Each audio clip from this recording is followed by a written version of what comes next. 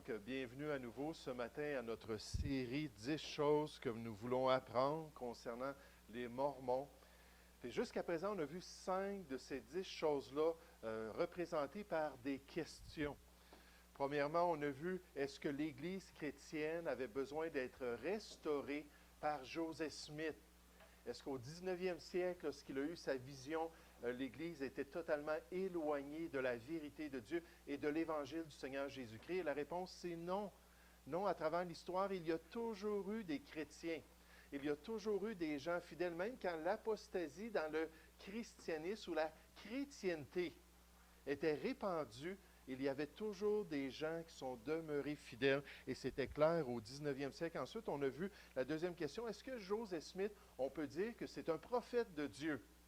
C'est quelqu'un qui a été inspiré par Dieu, qui a reçu la révélation de Dieu.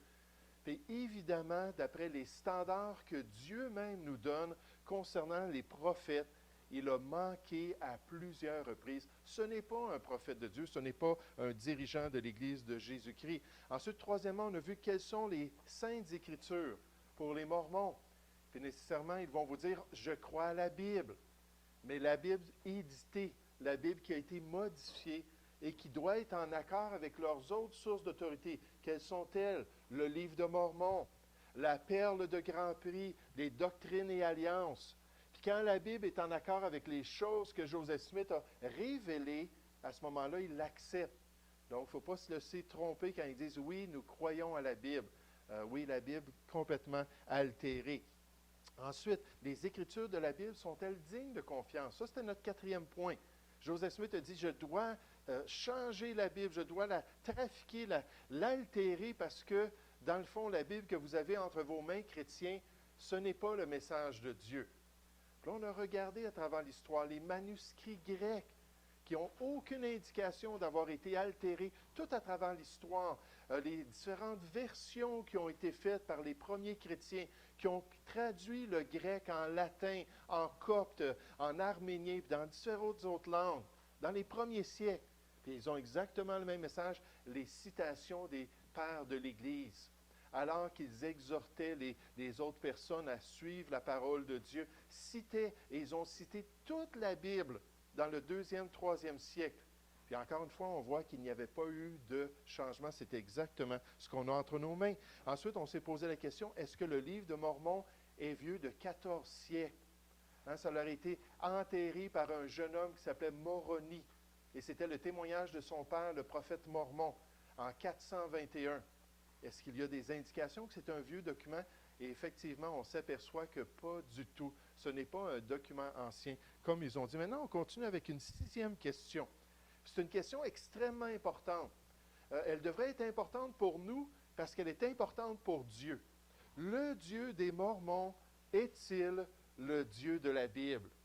Ce que les Mormons disent concernant la personne de Dieu, est-ce que c'est en accord avec ce que Dieu a révélé dans sa parole concernant qui il est?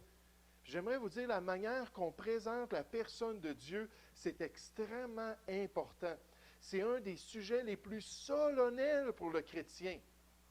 Puis Dieu va faire rendre compte aux gens de ce qu'on a redit à son égard. C'est tellement facile pour l'être humain de changer la gloire du Dieu incorruptible en image représentant l'homme corruptible, des oiseaux, des quadrupèdes, des reptiles, en d'autres mots, de faire un Dieu selon nos propres idées, selon nos propres pensées. Au lieu d'honorer le seul vrai Dieu tel qu'il est décrit dans la Bible, de présenter finalement de faux dieux. Dans l'Ancien Testament, le peuple de Dieu ont tombé dans ce piège. Un des plus grands péchés dans l'Ancien Testament, c'était l'idolâtrie. Et bien souvent, ils identifiaient Dieu à des idoles. Vous vous rappelez quand ils sont sortis d'Égypte, et finalement ils sont arrivés au mont Horeb. Puis à un moment donné, le peuple attendait que Moïse revienne de la montagne. Moïse et Josué étaient sur la montagne. Là, c'était long. Puis il y en a parmi nous qui ne sommes pas patients. Quand quelque chose dure un certain temps, on panique. Puis là, dans le peuple, ils étaient tannés d'attendre Moïse. Ils ne savaient pas ce qui était arrivé avec Moïse. Fait que finalement, ils se sont fait un veau en or. Puis ils ont dit, voici l'Éternel, ton Dieu. puis ils l'ont identifié à une idole faite par la main d'homme. Mais on nous dit dans le psaume 115 concernant le peuple juif, le peuple de Dieu dans l'Ancien Testament, leurs idoles sont de l'argent et de l'or. Elles sont l'ouvrage de la main des hommes. Faire des dieux à notre image selon nos désirs. Elles ont une bouche et ne parlent point. Elles ont des yeux et ne voient point. Elles ont des oreilles et n'entendent point. Elles ont un nez et ne sentent point. Elles ont des mains et ne touchent point. Des pieds et ne marchent point. Et elles ne produisent aucun son dans leur gosier, dans leur bouche, dans leur gorge. Elles ne produisent pas de son. En fait, la Bible nous dit, ils leur ressemblent, ceux qui les fabriquent, tous ceux qui se confient en elles. C'est important de ne pas faire un Dieu selon nos images. C'est important de respecter ce que Dieu dit concernant sa personne. Même Job, lorsque ses 3 amis sont venus parler avec lui, vous vous rappelez, Job a vécu toutes sortes de difficultés et il a été éprouvé d'une manière extrême par Dieu. Puis là, ses 3 amis sont venus puis ont commencé à parler avec Job puis à donner leur version des choses. Job, ceci t'arrive à cause de telle et telle chose. Puis là, ils ont parlé beaucoup de Dieu à travers cela. Puis finalement, Dieu les a confrontés. Il a dit, ma colère est enflammée contre toi et contre tes 2 amis. Donc, les 3 amis qui sont venus voir Job, parce que vous n'avez pas parlé de moi avec droiture, comme l'a fait mon serviteur Job. Dieu était fier de Job à cet égard. Il y avait eu d'autres problèmes dans ce que Job avait dit concernant la justice de Dieu. Mais en général, Job avait été droit de cœur, avait présenté les choses convenablement. Et Dieu dit, c'est important pour lui qu'on ne fasse pas de sa personne un faux Dieu. Un Dieu selon nos propres désirs, plutôt que de se soumettre à Dieu. Et c'est évident qu'en tant que chrétien, un jour, on va être jugé d'après l'influence qu'on aura eue sur les autres. Si on parle de Dieu, puis on n'honore pas, puis on ne glorifie pas Dieu, Dieu va le faire ressortir un jour. Puis on va être confronté à cause de ça. Donc, est-ce que les Mormons, le Dieu des Mormons, c'est le même Dieu que nous voyons dans la parole de Dieu? Qu'est-ce que les Mormons disent? Premièrement, ils disent qu'il y a plusieurs dieux. Il y a plusieurs dieux pour les Mormons dans leurs enseignements.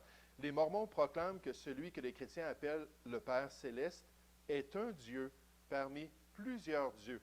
Ils croient que notre Dieu est un parmi une multitude de dieux qui règnent dans l'univers sur une planète comme le nôtre. En fait, il y aurait plein de planètes. On va voir ça dans un instant. Et il y aurait des dieux comme notre Père sur chacune de ces planètes-là. Donc, il y aurait une multitude de dieux. Même, ils vont jusqu'à dire qu'il y a probablement des millions et des milliards de dieux. Ça, c'est un mystère concernant Dieu. Mais fort probablement qu'il y a des milliards de dieux à travers le cosmos. Juste là, alors qu'on commence cette étude ce matin, on voit qu'il y a un problème majeur dans les croyances des Mormons. Ça ne s'aligne pas du tout avec ce que la parole de Dieu a à dire. Vous vous rappelez dans l'Ancien Testament, lorsque Dieu a révélé le schéma au peuple juif, c'est-à-dire leur confession de foi, ce qu'ils devaient retenir dans leur cœur, il leur a dit, « Écoute Israël, l'Éternel, notre Dieu, est le seul éternel. » En d'autres mots, Dieu a dit, « Je veux que tu comprennes que je suis le seul Dieu. Il n'y en a pas d'autre Dieu que moi. » Puis la foi juive, c'est une foi monothéiste. C'est une foi qui croit qu'il y a seulement un Dieu. Ça, c'est répété tout à travers l'Ancien Testament dans les instructions au peuple de Dieu. Maintenant, quand on se tourne dans la Nouvelle Alliance, c'est aussi confirmé pour nous. Puis Dieu nous dit, « Je suis le seul Dieu. » Puisqu'il y a un seul Dieu qui justifiera par la foi les circoncis et qui justifiera par la foi les incirconcis, il n'y a qu'un seul Dieu. 1 Timothée 2,5, un verset tellement important, on nous dit, « Car il y a un seul Dieu et aussi un seul médiateur entre Dieu et les hommes, Jésus-Christ homme. » Quand je témoigne aux gens, quand je suis en train de faire du porte-à-porte cette semaine, on a eu un exemple de ça. Puis quelqu'un a dit, oui, mais toutes les religions sont bonnes, puis tous les dieux, c'est correct. On n'a pas besoin de se concentrer sur un Dieu. J'ai dit, oui, mais j'ai dit, toi, puis là, il m'a dit son nom. J'ai dit, toi, est-ce que tu as une personnalité? Il a dit, certainement. J'ai dit, est-ce que tu as une volonté propre? Il a dit, oui. J'ai dit, dans ta volonté, est-ce qu'il y a des choses que tu choisis? Il dit, oui, je fais des choix, puis il y a des choses que je préfère. J'ai dit, Dieu, il est exactement comme cela. Lui aussi, il est un seul Dieu. Lui aussi, il fait des choix, il a une personnalité. Puis il nous a dit que le salut se trouve seulement en Jésus-Christ. En fait, il ne se trouve pas dans aucun autre. C'est seulement par Jésus-Christ qu'on peut avoir accès au Père. C'est normal parce qu'il a une volonté. Puis il nous dit qu'il y a un seul médiateur entre Dieu et les hommes, et ce n'est pas Marie, et ce n'est pas Mahomet, et ce n'est pas un autre. Non, c'est seulement Jésus-Christ lui-même. Le Nouveau Testament nous le confirme. Maintenant, qu'est-ce que Dieu nous dit concernant tous les faux dieux qu'Israël avait faits? Dans Ésaïe chapitre 43, il nous dit, « Vous êtes mes témoins, dit l'Éternel, vous et mon serviteur que j'ai choisi, afin que vous le sachiez, que vous me croyiez et compreniez que c'est moi. » Hein, il est en train de dire, écoutez, là, on vous a présenté toutes sortes de dieux, les Baals, les Astartés, les Molochs, toutes sortes d'autres dieux étrangers. Mais là, il faut que vous ayez une conviction, c'est moi qui est Dieu. Là, il continue en disant, avant moi, il n'a point été formé de Dieu. Et après moi, il n'y en aura point. C'est moi, moi qui suis l'Éternel. S'il y a une chose qu'on doit retenir ce matin de cette leçon, c'est que Dieu est unique. Il n'y en a pas d'autre Dieu. On n'a pas besoin de croire au pluralisme religieux qui est tellement populaire dans notre société. On doit être étroit comme la parole de Dieu est étroite et comme Dieu nous révèle qu'il est le seul vrai Dieu, celui qui est digne d'être adoré. Dans les chapitres 43 à 45 du livre du prophète Ésaïe, il répète ça tout à travers ces chapitres. Je suis le seul sauveur. Je suis le seul créateur. Je suis le seul qui t'a béni, qui a pris soin de toi. Et continuellement, il répète ça pour que les hommes puissent savoir qu'il n'y a qu'un seul Dieu. Maintenant, qu'est-ce que les Mormons ont à dire sur la question? Ils disent, si nous prenions 1 million de mondes, en parlant des planètes qui sont habitées par ces dieux-là, si on en prenait 1 million, et qu'on comptait leurs particules, nous trouverions qu'il y a plus de dieux qu'il y a de particules de matière dans ces mondes. Maintenant, ce n'est pas juste hypothétique pour les Mormons de croire que la planète Terre, ce n'est pas la seule planète qui a été créée avec de la vie et avec des humains. En fait, ils croient cela fermement. Joseph Smith a dit, « Car nous le vîmes, et ce à la droite de Dieu, et nous entendîmes la voix rendre témoignage qu'il est le Fils unique du Père. » Jusque-là, on dit c'est correct, on le croit. Que par lui, à travers lui et en lui, les mondes sont et furent créés, et que les habitants en sont des fils et des filles engendrés pour Dieu. Donc, il dit, oui, effectivement, il y a toutes ces planètes Terre et toutes ces planètes à travers le cosmos. Et sur ces planètes, il y a des habitants qui ont ce privilège-là de pouvoir dire qu'ils sont des fils et des filles pour Dieu. Et donc, il croit cela. Il dit, si on prenait les particules de tous ces mondes-là, on s'apercevrait qu'il y a encore plus de Dieu que toutes les particules de ces millions de mondes-là. Joseph Smith a dit, je vais vous prêcher sur la pluralité des dieux. Je vais de même vous dire comment Dieu est devenu Dieu. Comment Dieu est devenu Dieu? Oui, effectivement, dans l'enseignement des Mormons, il y a un processus, une évolution spirituelle, alors qu'un être peut changer sa nature et ultimement devenir Dieu. Puis je vous en parle dans un instant. Mais comment est-ce qu'il est devenu Dieu? Nous avons imaginé et supposé que Dieu est Dieu de toute éternité. Je vais réfuter cette idée. Je vais lever le voile afin que vous soyez en mesure de voir. Je vais vous permettre de comprendre la réalité concernant ce processus-là. Maintenant, la Bible est très claire et le croyant devrait accepter qu'il y a un seul Dieu qui est éternel. Ce Dieu-là, d'éternité en éternité, il est Dieu. Est-ce qu'on peut comprendre ça? Pas vraiment. Mais de toute éternité, il est Dieu. Il a toujours existé. Oui, Richard? Bien, vous dites, oui, il y a qu'un seul Dieu, l'éternel Dieu, le premier et le dernier, mais la Bible dit aussi, vous êtes des dieux, cependant vous mourrez. Oui, dans Jean 10 au verset 35. Puis là, ce que Jésus est en train de citer, c'est un passage où Dieu parle aux juges dans l'Ancien Testament, dans le livre des Psaumes. Puis il leur dit ça parce que ces juges-là avaient comme l'autorité de Dieu sur le peuple. Mais dans le fond, on n'est pas des dieux en nous-mêmes et en nature, mais on est des enfants de Dieu adoptés par la grâce de Dieu. Mais Dieu n'est jamais devenu Dieu. Il est éternellement Dieu. Ensuite, il est le créateur de toutes choses. Tout ce qui existe dans l'univers a été fait par lui. Par définition, c'est ça Dieu. Il ne peut pas y avoir deux dieux qui sont tout-puissants, deux dieux qui ont tout créé toutes choses. C'est irréconciliable. Dieu est le créateur de toutes choses. Nécessairement, il est esprit, on va en parler dans un instant, puis il est le seul Dieu. Puis c'est ce que la Bible nous encourage à croire, qu'il est le seul Dieu. Maintenant, les Mormons, puisque Dieu n'est pas éternel, ils présentent la manière qu'une personne peut devenir Dieu. Je dis bien, la manière qu'un être humain peut devenir Dieu. Un être humain peut devenir un ange après sa mort, et où il peut devenir même Dieu d'après le niveau d'exaltation qu'il reçoit de Dieu. Ça, comme est l'homme, Dieu l'a été, et comme est Dieu, l'homme peut le devenir. Donc, qu'est-ce que les Mormons sont en train de dire ici? Tout simplement qu'il y a une évolution spirituelle. Puis d'après leur croyance, et en fait, c'est une des grandes motivations pour être un mormon fidèle, c'est qu'on pourrait avoir le privilège d'être Dieu un jour, de régner sur notre propre planète. Puis comme vous allez voir, de pouvoir avoir des épouses et de procréer des petits bébés spirituels pour qu'ils descendent en esprit dans les êtres humains qui vont naître et qu'ils puissent devenir un jour de fidèles serviteurs, eux aussi, de Mormons. Qu'est-ce que Joseph Smith a dit concernant cela?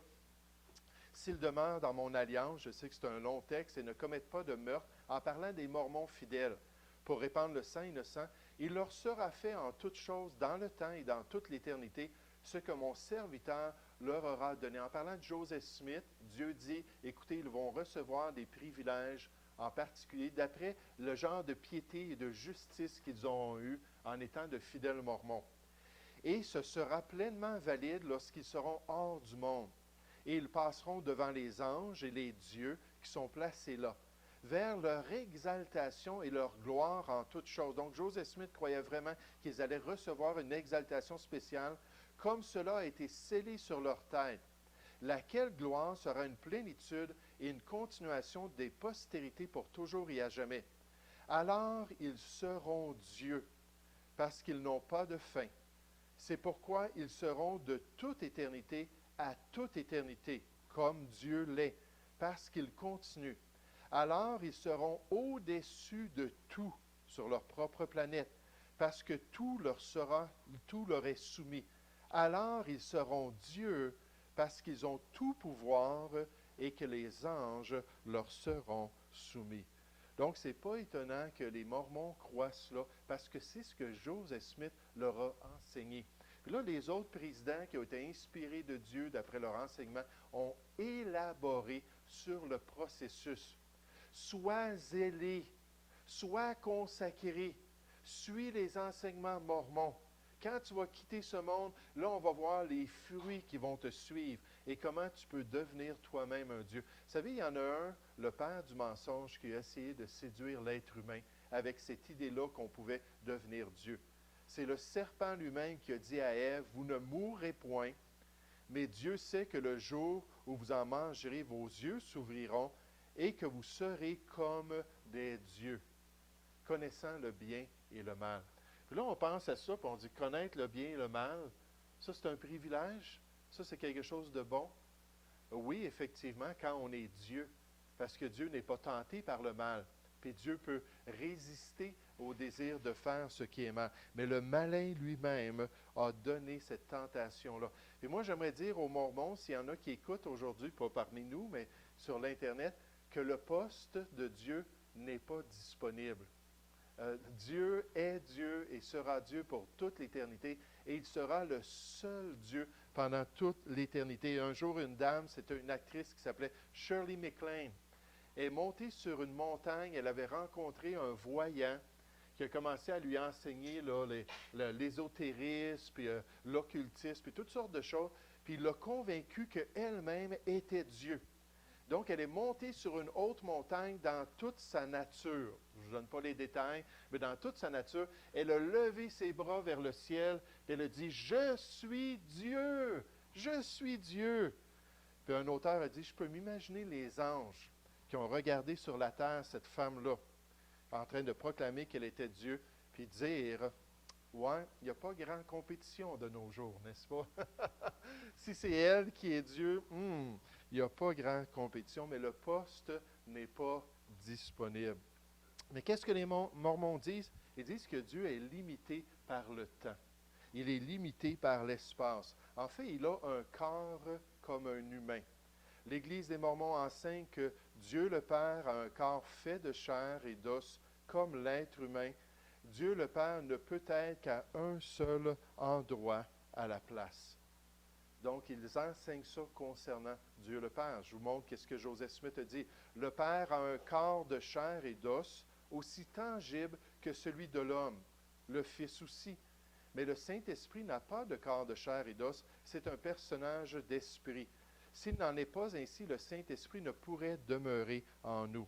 Donc, ils disent qu'il est comme un homme encore, mais juste exalté, ayant toujours un corps limité par le temps et l'espace. Et Joseph Smith cite l'Ancien Testament pour justifier cela. Vous vous rappelez, lorsque Moïse était dans la présence de Dieu, la Bible nous dit que Moïse parlait, ou que l'Éternel parlait avec Moïse face à face. Ça, c'était vraiment un privilège particulier pour Moïse. Ici, on a une métaphore. Une métaphore, juste un instant, Richard, qui veut dire que pour Moïse, il était dans une relation d'intimité qui était particulière. Il recevait des révélations directes de la part de Dieu. Ce n'était pas par un songe, ce n'était pas dans une vision, ce n'était pas un signe qui lui était donné, mais il avait vraiment le privilège de pouvoir côtoyer Dieu d'une manière spéciale. Puis là, Joseph Smith dit, mais face à face, c'est-à-dire que Dieu était comme lui. Il avait un corps physique, puis il avait exactement la même nature que Moïse. Vous savez, le problème avec ça, c'est que si on va au verset 20, alors que Moïse est en train de parler à Dieu, on nous dit, l'Éternel dit, « Tu ne pourras pas voir ma face, car l'homme ne peut me voir et vivre. » Et c'est pour ça que Dieu a caché la vision que Élie a reçue de Dieu pour qu'il ne voie pas sa face. Pourquoi? Parce qu'on ne peut pas côtoyer Dieu directement comme ça. Pas dans un corps mortel. Lorsqu'on va recevoir un corps immortel puis incorruptible, un corps céleste, oui, on va être dans la présence de Dieu. Mais entre-temps, Dieu doit se manifester de certaines manières pour nous permettre de le connaître. Donc, Joseph Smith, le même passage nous dit que ça ne veut pas dire qu'ils étaient face à face, littéralement. C'était juste que Dieu lui permettait d'avoir une relation intime avec lui. Oui, Richard? Vous n'avez pas dit qu'Adam, c'était le premier homme qui était le premier Dieu pour les Mormons aussi, ou il y avait d'autres dieux avant? Oui, on s'en vient à Adam, puis c'est le premier Dieu pour les habitants de la planète Terre. Oui, il y a d'autres dieux déjà avant, mais on s'en vient à Adam dans un instant. Mais vous savez, cette idée-là que Dieu a un corps de chair, que Dieu est fait comme nous, c'est totalement contraire à la parole de Dieu. La Bible nous dit clairement dans les Écritures que les vrais adorateurs acceptent que Dieu est esprit. Donc, il est esprit, ses yeux sont en tout lieu, il voit toutes choses, il est omniprésent. Il n'a pas un corps semblable au nôtre. Il n'a pas une chair ou une substance comme la nôtre. Il est un être immatériel quand on compare la matière normale de la nature autour de nous. C'est un esprit, Dieu le Père. C'est un être spirituel. Puis en fait, lorsqu'il parle de lui-même, il dit qu'il remplit par sa personne les cieux et la terre. Il n'est pas limité par le temps. Il n'est pas limité par l'espace. Il n'est pas limité par quoi que ce soit. Il remplit tout l'univers. Quand Salomon a construit un temple pour Dieu, il a dit, « Je le sais, Seigneur, que je ne pourrais jamais avoir un temple assez grand pour te contenir. » Parce que même les cieux et les cieux des cieux ne peuvent te contenir. Mais l'Éternel a choisi de venir habiter ici sur la terre, de pouvoir côtoyer l'être humain. Mais d'après les Écritures, Dieu est omniscient, omniprésent et omnipotent. Omni, ça veut dire tout. Donc, omniscient, ça veut dire qu'il connaît toutes choses. Omnipotent, ça veut dire, omniprésent, ça veut dire qu'il est partout dans l'univers. Puis, troisièmement, le Dieu peut faire toutes choses. Il est omnipotent. Puis, il est le seul Dieu qui est digne de notre adoration. Donc, est-ce qu'il y a plusieurs dieux?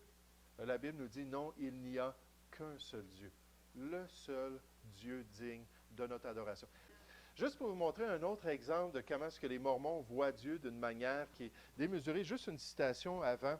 Mais le christianisme déclare que le Dieu éternel de la Bible est la cause première de toutes choses, mais le Dieu vénéré par les Mormons ne peut être responsable de ses lois, comme Richard le disait, puisque selon Joseph Smith, il n'a pas été un Dieu éternel présent au commencement de toutes choses. Donc, le Dieu, Dieu le Père présenté par les Mormons, ce n'est pas lui qui a créé la terre. C'est lui qui a reçu la gérance de la terre puis qui est venu pour aider, pour terminer la création de la terre. En fait, ce Dieu-là, qu'on appelle Dieu le Père, c'est Adam lui-même. Parce que c'est Adam qui a reçu le privilège de devenir le Dieu de cette planète en particulier. Donc, on l'appelle Michaël, l'archange, parce qu'Adam est devenu un archange avant de devenir Dieu dans sa progression. Il est le Père de tous, le Prince de tous, selon Joseph Smith, l'Ancien des jours, Daniel chapitre 7, qui parle de Dieu le Père lui-même, qui est appelé l'Ancien des jours. Donc, il est le Dieu de la planète Terre. Le deuxième président, Brigham Young, a dit, « Lorsqu'Adam est venu dans le jardin d'Éden, il est arrivé avec un corps céleste.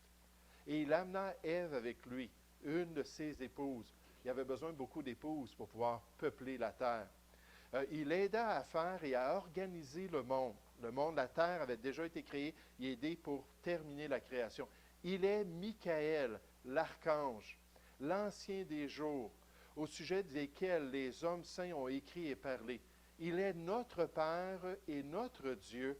Il est le seul Dieu avec lequel nous pouvons avoir affaire. Les dieux des autres planètes, là, ils ne veulent pas être en communion avec nous. Ils ne veulent pas gérer nos problèmes. Là, juste pour ceux qui rentrent ce matin et qui ne connaissent pas notre série, ce n'est pas ce que la Bible dit, là. D'accord? Je suis juste en train de dire ce que les Mormons enseignent.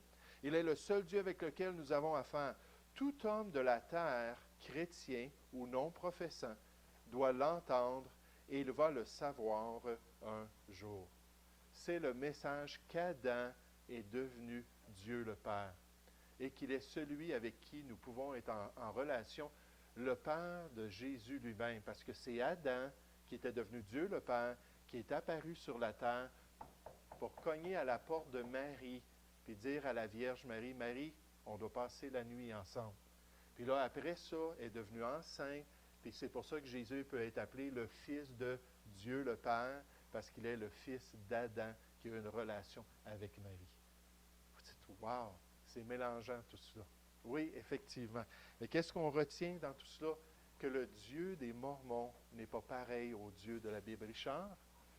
Je veux savoir, Adam, il est venu en corps céleste, il a pris un corps physique, il est mort, et il fait quoi? Là, il a un corps physique, là, il est pesant, là, il est parti. Ça fait partie des mystères. Puis en fait, moi, je ne connais pas toute la théologie nécessairement des Mormons, toutes leurs explications de ces choses-là. Parce qu'Adam était sur la planète comme la première création, d'après la parole de Dieu, mais eux disent non, il est venu sur la planète pour pouvoir peupler la planète, puis il avait déjà un corps céleste. Puis dans certains des textes des Mormons, on nous dit le céleste est premier, ensuite le terrestre, pour le premier Adam. Tandis qu'un Corinthiens, chapitre 15, nous dit que le premier Adam était terrestre premièrement, puis ensuite vient le céleste dans le plan de Dieu. Les Mormons ont totalement interchangé cela dans leur croyance. Oui, oui, effectivement. Non, exactement. Mais Adam a été exalté, il est monté dans la gloire. On dit, OK, tu as été choisi pour être le Dieu de cette planète-là. Puis là, avec Ève et toutes ses épouses, il a commencé à pondre des petits bébés spirituels pour qu'ils puissent rentrer dans les corps des futurs Mormons de l'histoire. Oui. c'est le conseil des dieux, près de la planète Colobe. Pas la planète, mais l'astre Colobe. Puis eux, dans leur conseil, ils ont choisi les choses. Puis d'ailleurs, c'est dans ce conseil-là que Jésus et Lucifer se sont présentés devant le conseil des dieux. Et là, ils ont dit, bon, bien, la planète Terre, cette planète-là en particulier, aurait besoin d'un sauveur. Lucifer a levé la main et a dit, moi, je vais être leur sauveur. Là, le conseil a parlé, puis on dit, toi, Jésus, qu'est-ce que tu offres? Il dit, oui, moi aussi, je peux être leur sauveur. Lucifer a dit, je vais leur imposer le salut. Puis Jésus a dit, non, moi, je vais leur offrir le salut. Le conseil a voté, puis on dit, OK, on accepte Jésus. Puis là, Lucifer était en colère, puis là, les traits de son visage, puis tout son corps ont changé, puis il est devenu le diable.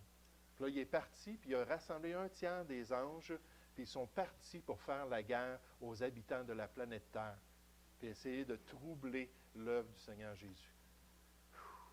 Toute une fabulation, frères et sœurs. Oui, Richard? Ce que j'en ai compris, c'est que finalement, si tu veux aller au royaume de Dieu, tu as comme toutes les religions de la terre, tu as un standard à atteindre. Puis ils ont juste un très haut standard, eux autres, par rapport aux catholiques qui ont du standard. C'est juste un standard. C'est encore la loi. Fais de ton mieux, fais des œuvres. Fais-en, sinon tu passes pas. Oui, exactement.